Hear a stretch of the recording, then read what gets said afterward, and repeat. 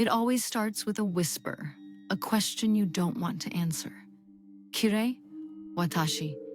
Kirei? Definitely not alone. And whatever it is, it's close. The air just dropped 5 degrees. Classic. Come on, Liv. You've faced worse. Maybe. I'm Liv, and this is the Dark Archives.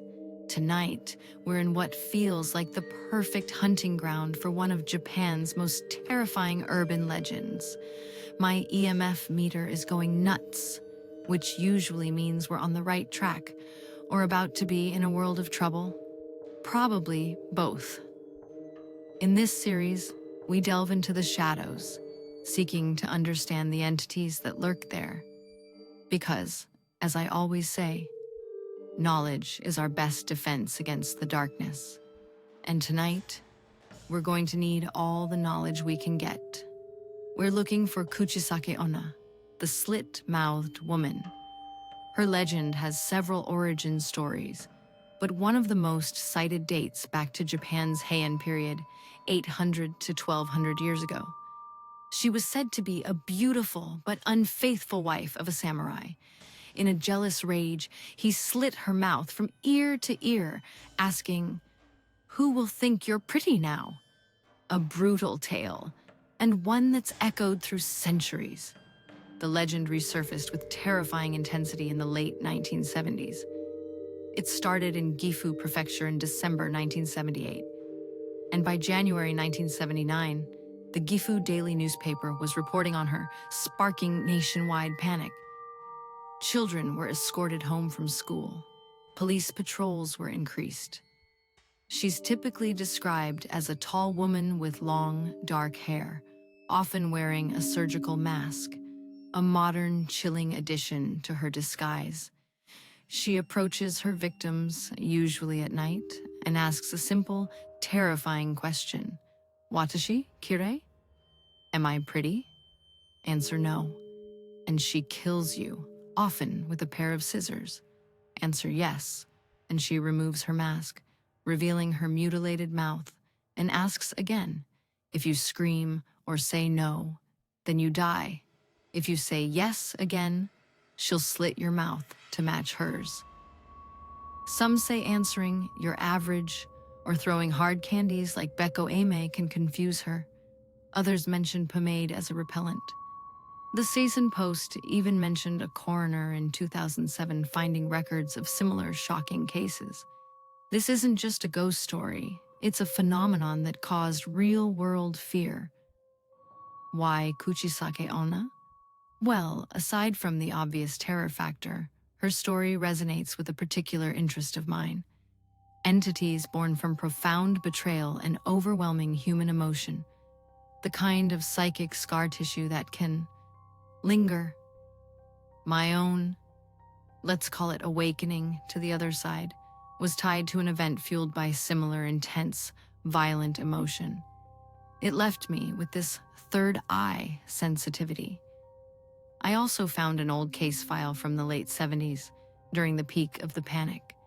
It was officially dismissed as mass hysteria, but the witness descriptions, they were too consistent, too detailed. One account mentioned a specific, chilling detail about the entity's eyes that wasn't widely reported. It felt authentic and disturbingly familiar to other vengeful spirits I've researched. There's a pattern here, a signature of suffering turned malevolent. Standard kit tonight. My grandfather's journal. EMF with temp gauge. Salt. Iron filings. Blessed silver mirror. My specialized camera and audio recorder are already running, obviously. Beko-ame, traditional defense. Supposedly, she'll stop to pick them up, giving you a chance to escape. Worth a shot. And this pomade. Some legends say she hates the smell, possibly linked to a traumatic memory of her attacker or a botched procedure. Not exactly Chanel No. 5, but if it works. This was my grandmother's. She always said yellow wards off bad luck. We'll see if it works on bad spirits. My pendulum reacted strongly to this earlier, almost vibrating out of my hand when I held it over the pomade and the candies. Could be a good sign, or a very bad one. Okay, this is unexpected. I managed to get a clearer look at that 2007 coroner's report mentioned by the Sykes-Post. The media latched onto it as a Kuchisake-onna link. But the details here. The report describes the wounds as unusual, jagged lacerations, inconsistent with standard bladed instruments like scissors, almost ritualistic in nature. This doesn't scream classic Kuchisake-onna.